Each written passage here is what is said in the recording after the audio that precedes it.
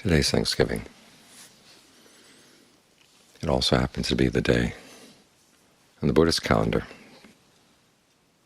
where the Buddha gave his discourse on breath meditation.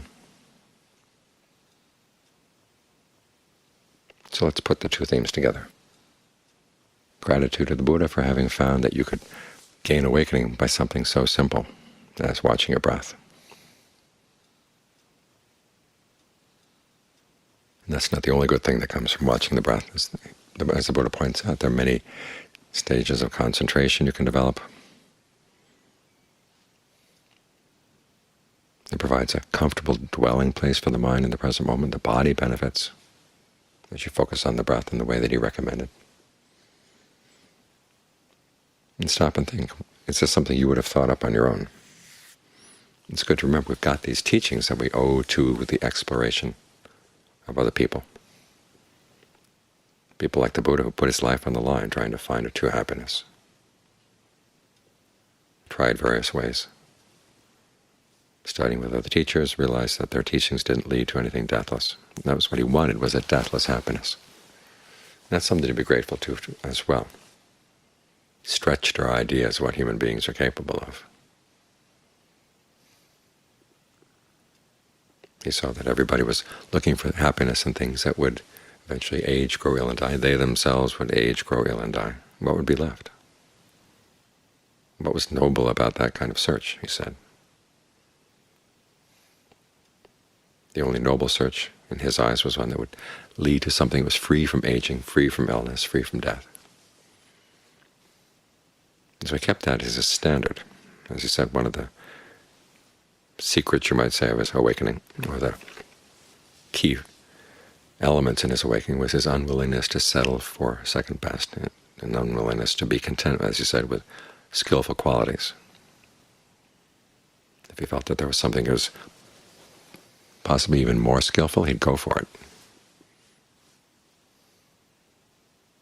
So he sided with two teachers. Their teachings didn't satisfy him. He subjected himself to 6 years of austerities, extreme austerities.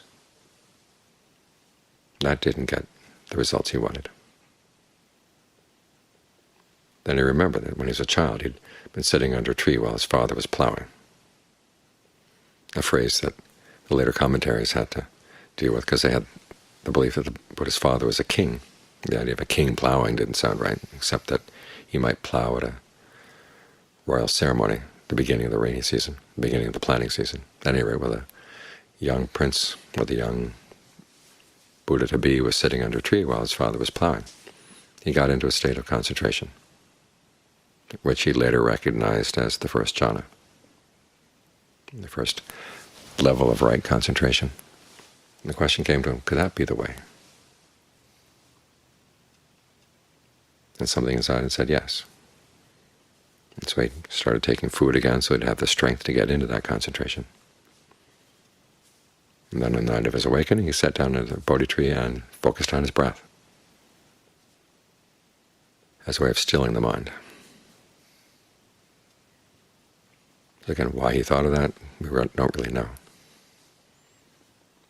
But it's something to be grateful for, the fact that he was able to find this path, something so simple, something so accessible to all beings, all human beings. And he pursued it as far as it could go, and then he taught us how to do it. So it's something to be grateful for. And the best way is to show our gratitude, of course, is to put it into practice. He went to all that trouble to find the way to share to others. Not so they would bow down to him, but so they would actually put it into practice and gain the results.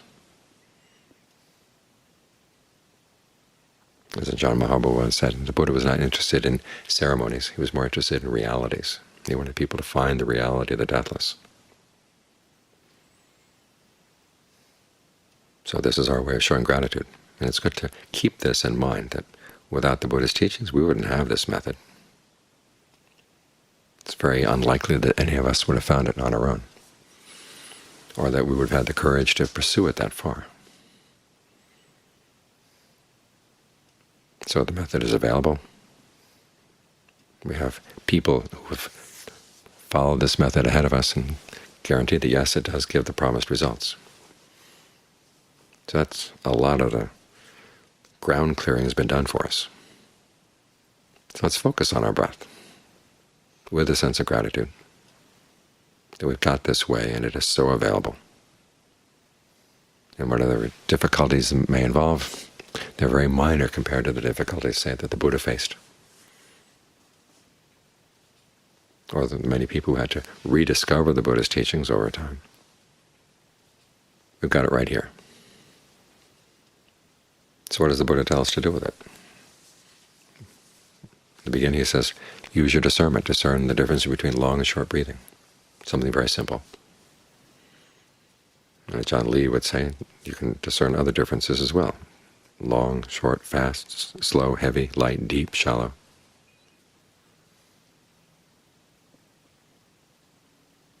And find the breath that's right for you, that the mind can settle down with. As the Buddha said, this method leads to states of strong concentration where there's a sense of well-being, even a sense of rapture. So what kind of breathing would give rise to well-being? What kind of breathing would give rise to rapture? We'll focus on that, just finding that.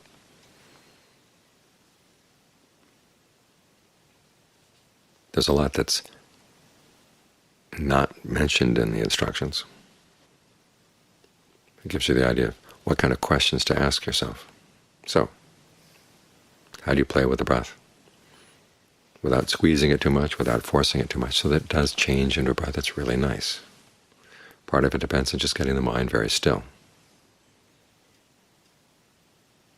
and trying to be with the breath all the way in, all the way out, like a thread of silk that your finger follows without getting off the thread. Just keep following, following, following all the way in, all the way out. That smooths it out. And the remaining steps, the Buddha says, are trainings. After you've discerned the differences of the breath, you train yourself to breathe in certain ways. For instance, he says you train to breathe sensitive to the whole body. You try to spread your range of awareness from one spot so that it covers the entire body, since the breathing process as a whole body process. That fits in with the descriptions of right concentration, where the Buddha says that you gain a sense of ease, a sense of rapture, and then you spread it through the body. You let it permeate through the body. The image he gives is of a bathman. Back in those days they didn't have soap. Instead they had a kind of a powdered soap, which you would mix with water and it would turn into like a lump of dough. And then you would rub that over your body. And so you have to knead the water into that lump of soap dough, just the way you knead the water into dough for making bread. So there's an active element, and once there's the ease and well-being, that you work with it. Again, learning how to work with ease and well-being, so that it does spread through the body. That requires some skill. If you push it too hard or squeeze it too hard, it's not going to be ease and well-being anymore. You have to give it space to spread on its own. Open up any of the energy channels in the body that you can sense that seem to be tight. If you can't think in terms of energy channels, think in terms of the muscles around the blood vessels, the muscles in the tiniest parts of the body. Think of them all opening up. So whatever energy can flow, whatever energy there is can flow through them.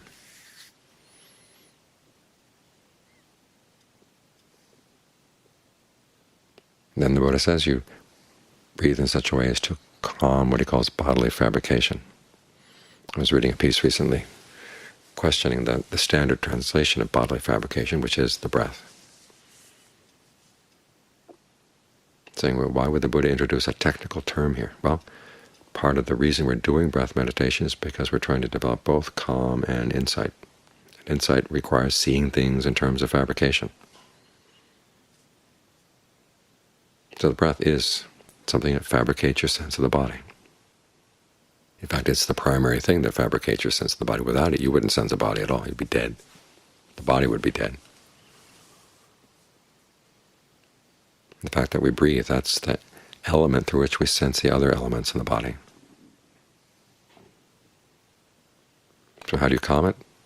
Usually the Buddha says when you calm things down, in the mind. First you try to develop a sense of rapture, a sense of fullness. In other words, you don't beat things down and make them still.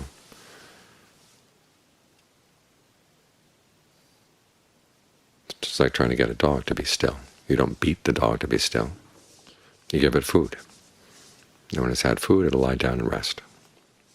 So in the same way, you've got to feed the mind well, with a sense of rapture. The Pali word piti can also mean a sense of refreshment. You refresh the mind, give it energy. So breathe in whatever way gives energy, and once there is that sense of energy, think of it spreading through the body. Sometimes it'll spread on its own. Sometimes it'll do weird things to your sense of the body, distorting your sense of the dimensions of the body or the size of the body. Just sit through those distortions. Don't get involved with them. It's a sign that your awareness is trying to settle in an area that it's not all that familiar with. The rapture gives you energy, and then when it's done its job, it'll start to subside. Or if you find that it's oppressive, you can think of it flowing out the palms of your hands, flowing out the soles of your feet, flowing out your eyes. Or if it feels gross and it gets tiresome, then you can tune your mind into a more refined level of sensitivity, kind of flying under the radar. And things will calm down, calm down. There's a passage where the Buddha says that total calming of bodily fabrication comes in the fourth jhana, i.e. when your breath stops. Again, you don't stop it by forcing it to stop. You feed the body with good breath energy, try to connect all the different energy channels so everything flows very smoothly and very quickly from one part of the body to the other. So if there's any need for breath energy in one part of the body, someplace else in the body where there's a little bit of excess, it'll flow right there. In other words, you don't have to bring energy in from outside. The energy in the body is already enough. Just get it connected. You find that your need to breathe, the in and out breathing, just gets calmer and calmer. The need grows less and less. And eventually get there to this point where the body is very still, the mind is very still. Your awareness fills the body. And there you are, right concentration all the way through. And that's just the first 4 steps in the Buddha's 16-step plan. But it's enough to get you started. So that remark I mentioned the other night where Stephen Colbert said, what is this with Buddhism? You wrap yourself in a cloth, you go sit under a tree, and you breathe? Well, those of us who do it realize, okay, there's a lot to learn here, there's a lot to be gained. We have a lot to be grateful for, that the Buddha and his discovered this way to awakening. And even if we don't go all the way to awakening, we found a way to calm the mind down. Give it a sense of being at home in the body, so it can gain strength and a sense of inner nourishment. So it can find some peace, it can put some of its burdens down, even if not forever, at least put them down, at least temporarily.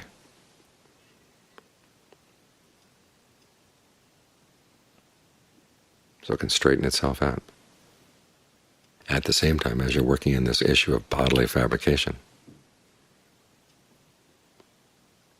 as you're calming it down, you learn a lot about how the mind relates to the body, and the body relates to the mind. And that's the beginning of the insight that will take you beyond just ordinary resting into a dimension that really is deathless. In this fourth jhana where you are, when the mind settles down to the point where the breath really does stop without being forced. It was from the fourth jhana that the Buddha is able to gain the insight that led to awakening. So you're right here where the Buddha was sitting. You're sitting where the Buddha was sitting.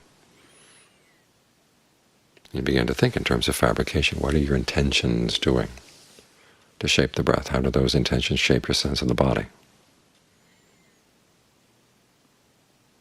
How does that happen? this is a good place to answer those questions, so we can benefit from the Buddha's teachings, his kindness in having shared these teachings, and benefit from his courage in having gone out to find the teachings to begin with.